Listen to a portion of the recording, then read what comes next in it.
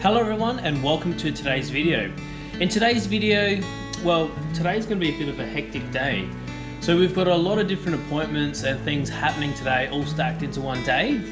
So first of all, Max has his ENT appointment. And if you've been following some of our previous videos, you'd know that we actually missed our last ENT appointment because Max had gastro and had to go into hospital. So we've been waiting roughly about 3 months for this particular ENT appointment. So we've got that coming up this morning, and then we've also got... We have respiratory booked in at 1:30, but following from our general paediatrics appointment last week, we're also admitting Max today to have his feeding tube changed from the nasogastric to the transpyloric, or the TTP feeding tube, which is the one that goes all the way down, bypasses his stomach and into his small intestine. So just looking at how today's going to go, we're dropping Emily off at childcare now, and then we're going to head over to the hospital. We've got to admit Max. No, so we're going to go to our ENT appointment and check him in, and we're going to get there a bit earlier. Hopefully we'll get seen on time because we're supposed to be admitted and having his new tube placed at 10 a.m. So they're aware, well, ENT's not aware, but the other people are aware we have an ENT appointment, so hopefully they can work around us a bit because, you know, we're not changing this appointment. No. So hopefully being a morning appointment, they're not going to be running late, and if anything, we can hopefully get in early. We can go to the ENT appointment and then go to the other appointment and have Max's tube put in. Now, in regards to having the tube put in, we had to go to radiology because they actually have to use a real-time x-ray video.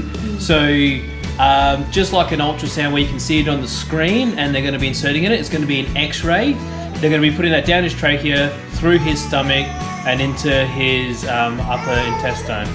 All right, so we're going to get going.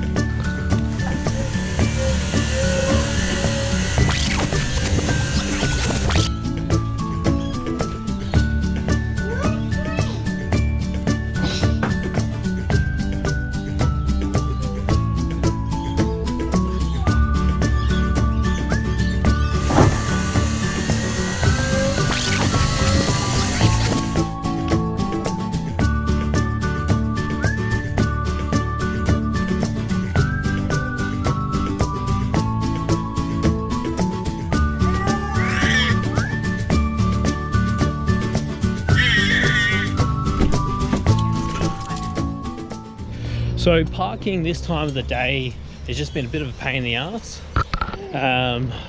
It was actually making us late for our appointment. So I've just dropped Ellen off at the door and it took me about another 15 minutes to find a park. So now I'm heading in now. Ellen would have hopefully checked Max in for his appointment and is just waiting. But right now I've just parked and I'm making my way to the hospital.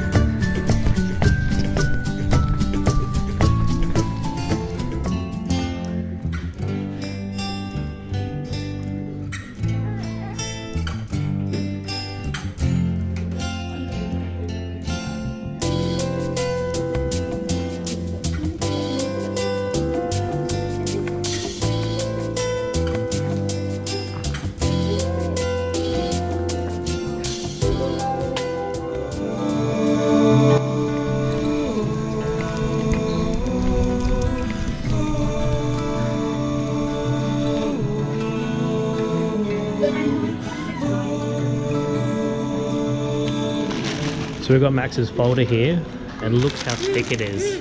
It's 2 folders. Now we're going up to radiology.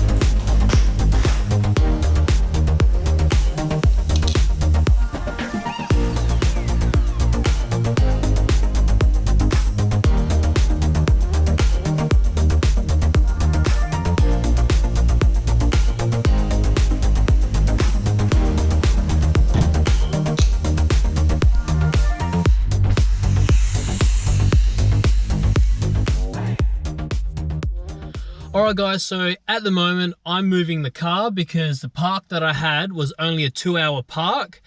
And so what's happened today is when I got into the hospital and I got to outpatients and I went to ENT, Ellen was already in the appointment. So when she was booking in for the appointment and she saw the guys at the desk there, Ellen said that we had another appointment at 10 o'clock. So they just fast tracked us through the line. And I was able just to walk straight into the appointment and, you know, just sort of catch up with what had been said. The doctor that we saw did agree that Max needed the procedure where they put the scope down his throat and then have a look in his upper chest. He just ducked out and just confirmed with the consultant, more so when they were happy to do it. From there, they decided to do it in 3 months' time. So it's a little bit closer to Max being 1 year old. What they prefer, they don't have a desired weight, but obviously the bigger, the better. We filled out the paperwork and we got the ball rolling for that procedure. From there, we had to go to pediatric admissions. So that was just around the corner. We admitted Max in because he's going to have to stay overnight. And then from there, we went to digital imaging or radiology. We didn't have to wait long there. We pretty much spoke to the people at the desk. We went to the holding bay. And because we were running late for our appointment, but they knew why, they took us straight into the x-ray room.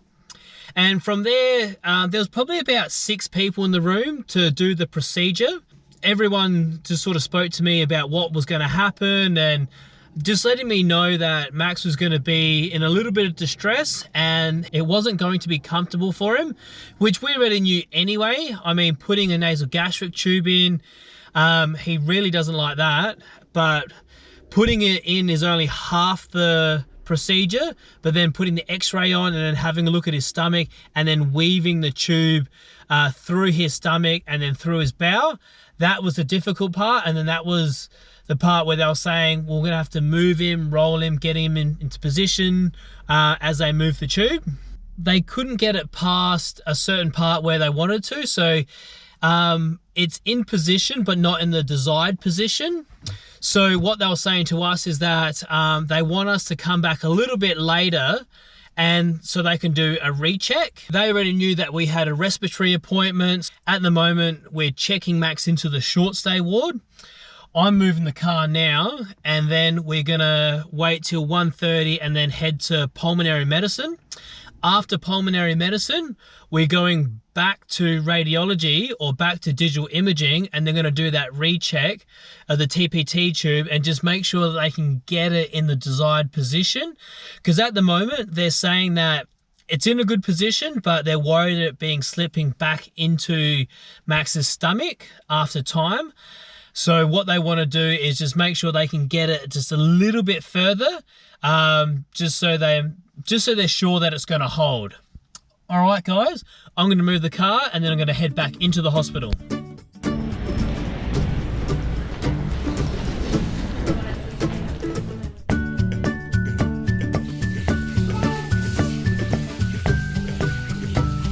All right, that's enough.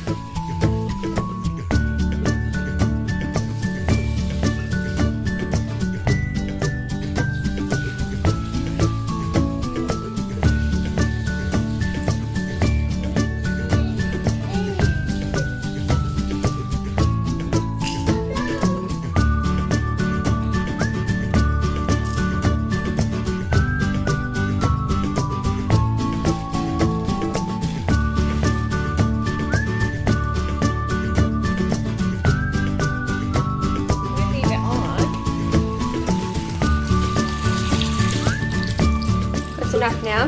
No more playing with it. Alright, Emmy, that's enough now.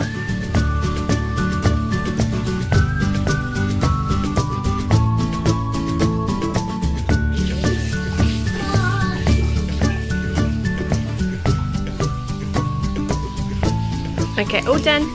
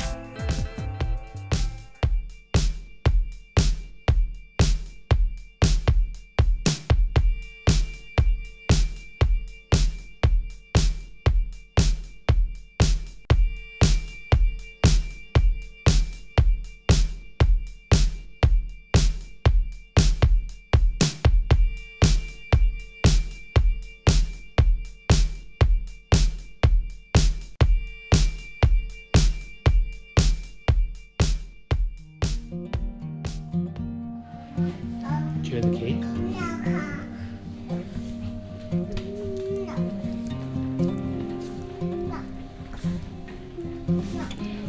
Yes, I do. Yeah, no, you gotta press it.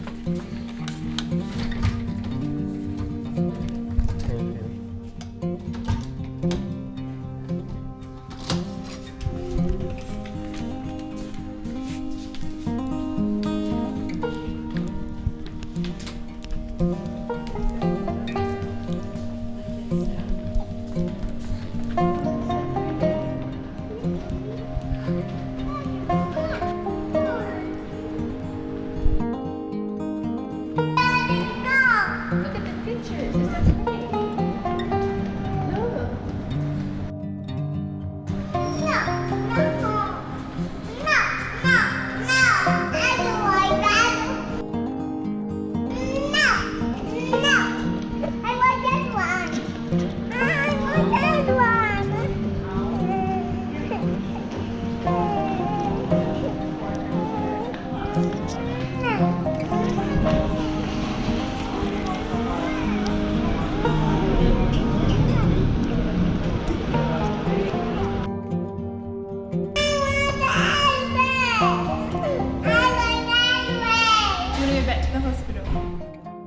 So guys, this was very unexpected. They were happy for us to go home tonight. We thought they would be in the hospital for at least one night, maybe two, because that's what we were told, but they were happy for us to go home, so that's really good. So, but we had to ask. They didn't offer it. We asked. A nurse mentioned that that we were really knew what we were doing, so she was like, oh, and they're gonna keep you confident here. with the pump and the feeds and everything like that. So so she said, why not ask? So we asked, and going home.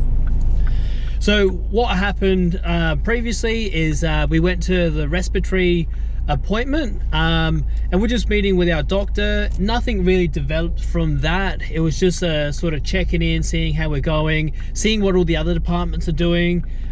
She was really happy that he had the TPT tube put in. Really happy that ENT are looking at the LTB procedure, which is the camera through the nose, down, having a look into the top of the lungs, and all that squared away now. So and then from there we went back to radiology because we had to check that the TPT tube was in the right spot. Earlier in the day they put it in, it was kind of sitting somewhere, and they were like, we would like it to be a little bit lower and kind of around a bend in the small intestine. And so they brought him back in, put the x-ray back on, had a look, and saw that it was in the right spot, so they were really happy with that. And then from there we went back up to the ward, and I think we were kind of just settling in for the night. Ellen popped down to the childcare, picked up Emily, and came back, and then that's when we asked if we can go home, and then they discharged us. So everything's doing pretty well at the moment. I think so often when we go to the hospital, it's not within our control about staying. So if we have the opportunity to go home, we're going to go home. Especially the ward we were on was easily a 2 out of 5. Oh, 2. Yeah, I did not like that place. I'm surprised you gave it a 2. No, in all honesty, so we were on the short stay ward, and we know it's a ward that doesn't get a lot of love because they've got all the old equipment in there. Even when I went into the lunchroom was not as nice. I mean, when we're in Cassia was up here, Rose Ward's here, but Rose Ward's always going to have a little piece in our heart because we've spent the most time there. And then short stay ward was, I think you can tell they have a high turnover rate. Yeah. They have people are there for short stays, so it's I don't know, just something about it. It just felt like hospital jail or something. It wasn't very nice. So I actually said to Charles, I feel bad leaving you here. So I was happy to push for him to go home. Yeah. Yeah. But I think what really skewed our experience to the negative was when we were admitting into the ward, we had a nurse that was, she was very abrupt. You can tell that she had too much on her plate, and she was just very short with everything, and it wasn't a nice experience. The nurse that we had later on in the afternoon, she was lovely. She was very, very engaging with the children, Max and Leo, and just all round, typical to the other experiences that we've had on the other wards. And I think if we got that welcoming kind of vibe to start off with, we wouldn't be as negative about the short stay ward.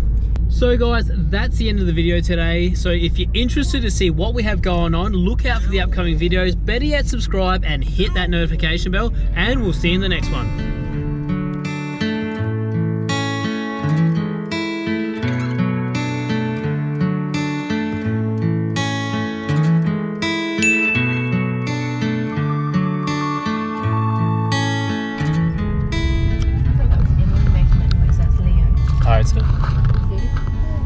Lost yours out.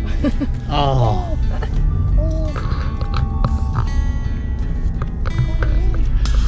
One thing we're going to have to get used to is carrying this pump everywhere we go. So at the moment he's in his car seat and we've just got it down there. And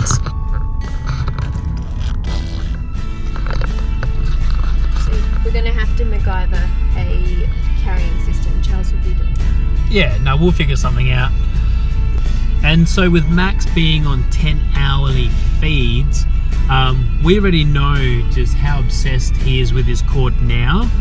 And even for the short period of time that he's been on the TPT tube, it's just been a battle just to try and get the tube off of him, because as soon as he can get it, he grabs it, he's sucking on it, he's tangling himself up in it, and like, even Leo got like on all fours and like leant on Max and was pulling at it to get it in his mouth. So we're going to try and figure out the best way to keep the cord out of his reach, because previous to this, when it was a nasal gastric tube, I mean between feeds, we'd just tuck it into his onesie and it's out of sight, out of mind, and then we'd only have to sort of, you know, battle him like, you know, for about 20 minutes during the feed.